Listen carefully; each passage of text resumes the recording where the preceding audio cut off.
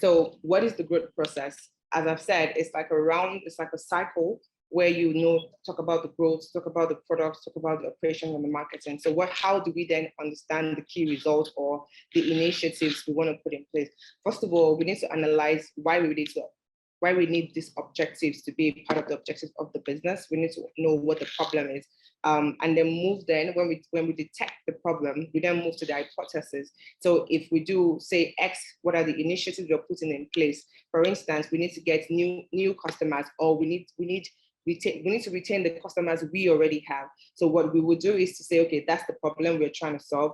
Now, what are the hypotheses? So for instance, if the initiative is that we need to get more customers by advertising or by talking to the people on our newsletters or by actually having a webinar, those are like hypotheses, like if this works, if this doesn't work, this will work, but ensure that you have all the initiatives in place to ensure that you're going to be able to power through your growth process.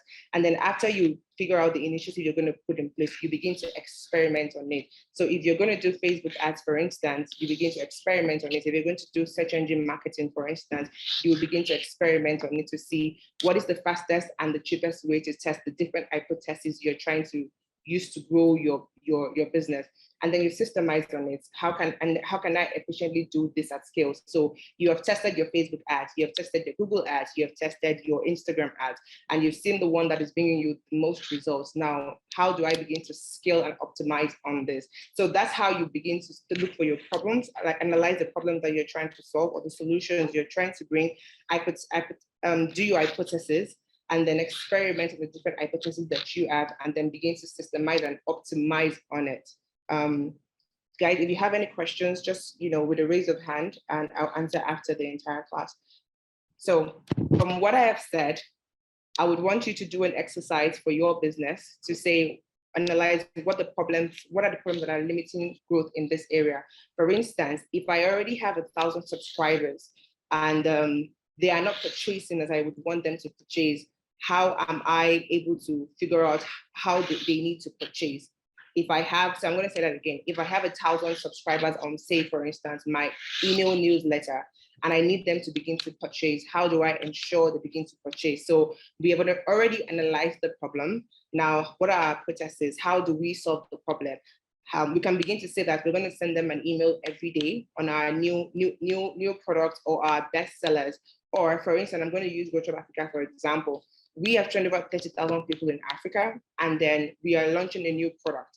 And we want to ensure that the people that we have trained and the data that we have is in line with this new product. So what we are doing is sending a daily newsletter to them for the next 100 days to see our potential market from the people that we had worked with in the past.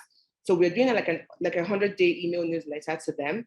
And then that is like, okay, we're going to solve the problem by, getting to know who is involved, because there are good conversions and there are bad conversions, and you do not want bad conversions. So we have 30,000 people. We don't want all 30,000 people to, be on our database when they don't need to be on our database. So we are sending emails daily to look at the open rates, to look at those who are interacting, to look at those who are clicking to our website, to then be able to know the good conversions we have from those 30,000 people. So that's like an example of how to solve the problem. So I need you to, do this for your business for the first batch and analyze what your problems are at the moment. It could be that I have low sales. It could be that my target audience are not really engaging. It could be that people are coming to my website or people are coming to my page. However, they are not purchasing as I would want them to. So how do I solve this problem? It could be either that, for instance, the people not purchasing on your website. Okay, so for people not purchasing on your website, you might want to be able to, put your products to be more unique, or bundle your products, or people that have maybe purchased from you in the past, you want to be able to have them give reviews on your website so that the people that are coming to your website newly can actually see that your business is legit.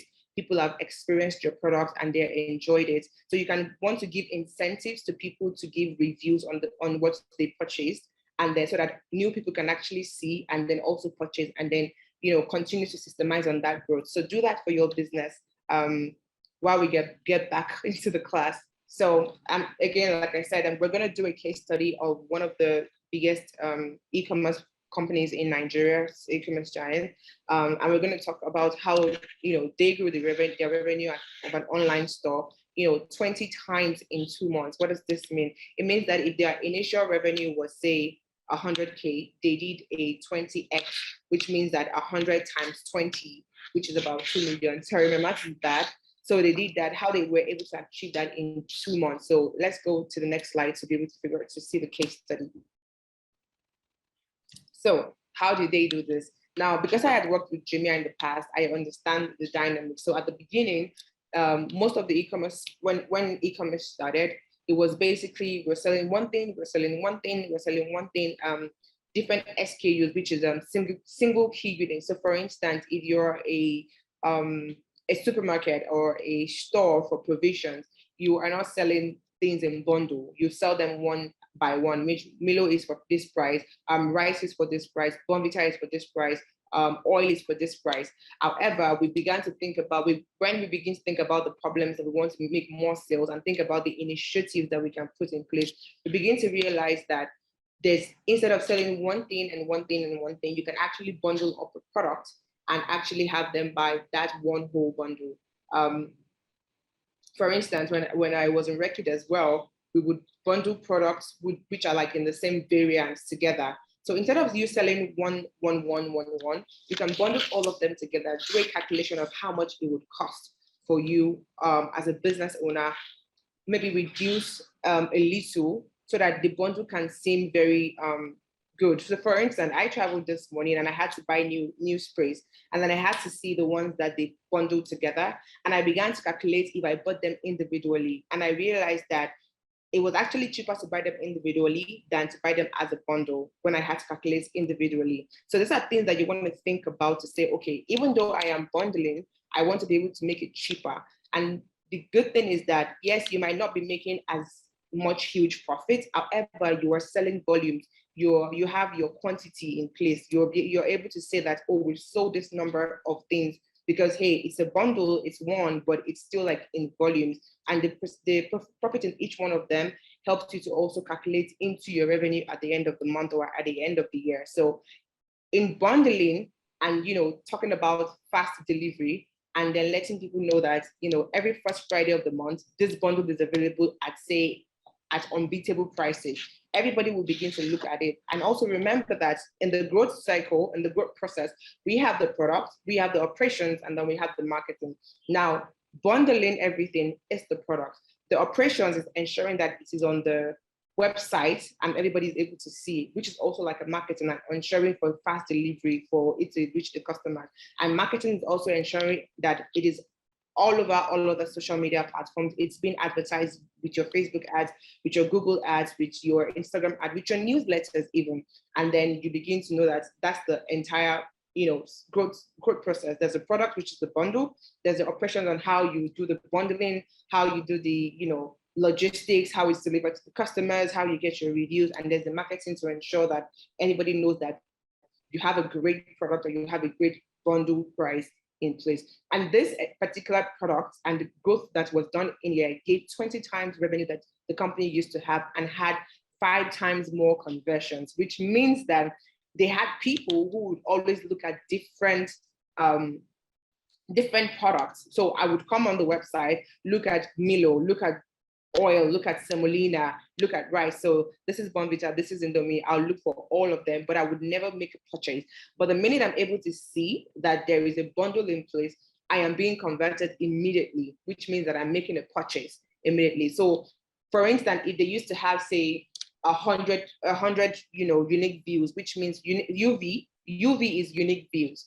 If Jumia used to have, say, 100 unique views daily on this product, and they had, say, 10 purchases. Now, it means that when they did this bundle, they put all of these things together. It then means that they have had 5 times the conversions they used to have. So remember that the unique views they used to have was 100 unique views, and they used to have 10 people, say, convert, which is, say, 1x. So when they did this product, their conversions moved to 5x, which means they went from converting 10 people to make purchases on their website up until having 50 people, just simply based on this growth initiative. I hope you all understand that, but I'm definitely can't wait to the end of the class because there are always a lot of questions.